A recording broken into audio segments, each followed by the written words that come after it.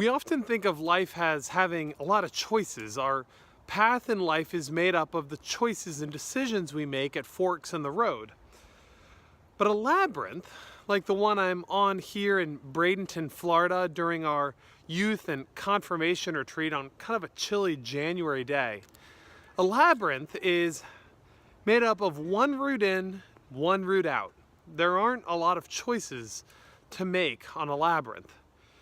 Instead, the object here is to walk this prayer path, this prayer walk, deliberately. To notice how, as you kind of turn, your perspective changes.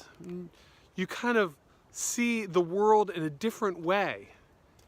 As you notice yourself in the midst of this labyrinth, you find that things change. I just had our youth group and confirmation students walk this labyrinth, keeping in mind a question they had for God. And they reported afterwards that as they walked in toward the center, they walked in with one perspective. And by the time they got to the middle of the labyrinth and started walking out, they found that they had changed, that the Spirit had led them to a new place of understanding, a new way of being in relationship with God. Maybe in a small way, but nevertheless having had an encounter with the divine.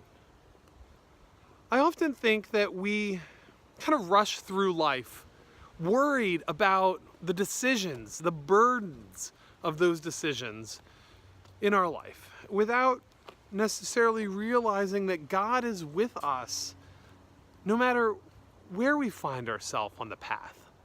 And that God's dwelling with us helps us to recognize our perspective and change it a little bit. I pray that as you and I continue to walk this path of life, we would do so deliberately, remembering that it is ultimately God's journey that we are joining God on. Jesus' path that we are to follow. The path of kind of servitude, humility. That path of letting go of those selfish parts of ourself. That the path that says that our decisions are the only ones that matter.